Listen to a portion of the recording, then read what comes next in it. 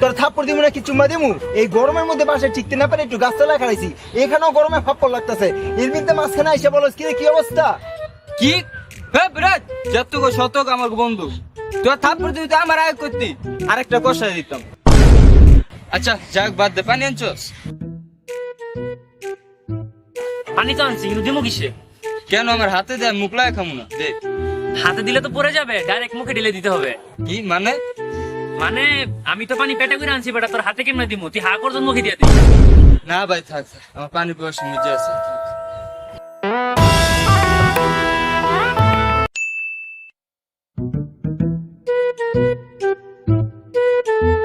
এভাবে বোবার মতো দাঁড়িয়ে থেকে কোনো লাভ আছে? কিছু গল্প টল্প বল, যাতে সময়টা পাস হোক। হালার নাতি আসার সাথে সাথে একটা থাপ্পড় দিছো আজকে। দাঁড়াও, তোমার মজাটা এখন বুঝাইতেছি, ওয়েট করো। গল্প শুনবা তাই না? গল্প শোনাইতেছি। মামা গল্প গল্প কথাটা শুনে আমার জীবনের অনেকগুলো গল্পের কথা মনে পড়ে গেল। কি গল্প বল শুনি। গত সপ্তাহে আমি গাউসিয়া গেছিলাম, তোদের মনে আছে? গাউসিয়া থেকে আসার সময় অনেক রাত হয়ে গেছিল, আর মেইন রোডে ওঠার আগে অনেক বড় একটা জঙ্গল পড়ে। ওই বাবা, তোর গলা মুখে আরে বেটা ভূতের কাহিনী কইতেছি বেটা, একটু মজা করে কইতে এই বেটা, ঘর দুপুর বেলা বুটের গল্প কস বেটা, বুটের কি কথা কস? দেশটা গাছতলা খাড়া রইছি, ভালো কথা কও, ভালো কথা কও। এই চুপ চুপ, এক পোলার না আসলে দিত, একবার ভূতের কথা শুনতে না শুনতে পেন্টিং ভিজাই দিতেছে। তুই একদম চুপ থাক। ভাই তুই বল। সেই জঙ্গল দিয়ে আমি একদমই একা একা হাঁটতেছিলাম। তারপরে হঠাৎ করে আমার মনে হইলো আমার পিছন থেকে কে যেন হাঁটতেছে আমার সাথে সাথে। পরে আমি পিছন ফিরে যেই ঘুরে তাকালাম, আমি যা দেখলাম বিশ্বাস কর। ওই মামা, আমি বাঁচি গেলে আব্বু মারবো। আব্বু কইছিল পানি ভরে দিয়ে আমি বাঁচি গা।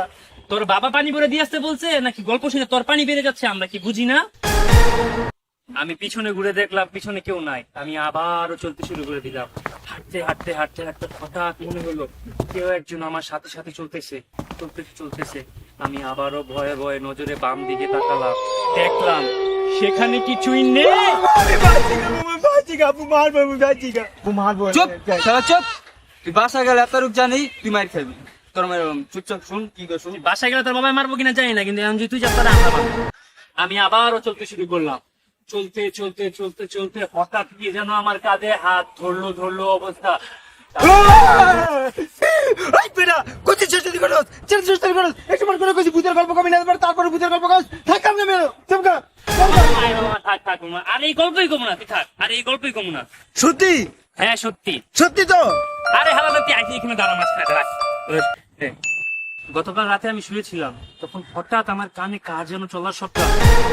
এরপরে আমি ভাবতে লাগলাম, কি রে ওই জঙ্গলের থেকে আমার ঘরে এসে বললো নাকি?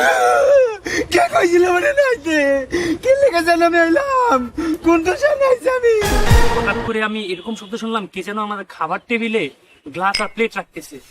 এরপরে হঠাৎ করে আমার রুমের দরজা খুলে গেল। এরপরে দেখলাম দুটো হাতে ছায়া ধীরে ধীরে ধীরে ধীরে আমার দিকে এগিয়ে আসতেছে। আমি তো ভয়ে কাঁথা মুড়ি দিয়ে শুয়ে আছি।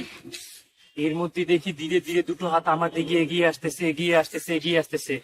আস্তে আস্তে আমার একদম কাছাকাছি চলে আসলো। আমি তো ভাবতে লাগলাম এই বুঝি আমার গাড়টা মুটকে ফেললো। এটা ভাবতে ভাবতে আমার কাঁথা ধরে এইভাবে একটা টান দিল। আর দেখি বাবা বলতেছে, কি রে ভাত খাবি না, এসে শুয়ে পড়লি? কি রে রনি, তুই তো স্তব্ধ হয়ে গেলি কেন? দেখ বিজয় দিয়েছেন। কি রে জুতা গলস কে? না, জুতাটার মধ্যে কি জানি ঢুকছে অনেকক্ষণ ধরে, কি দেখতেছিল। হালাল না দেখে আমনে গল্প কয়। হালাল না তিরা ফালতু গল্প শুনে আমরা কাপাই দিলি, পাইলে তোকে জুতা পিটা করে সুদা করে দিবি।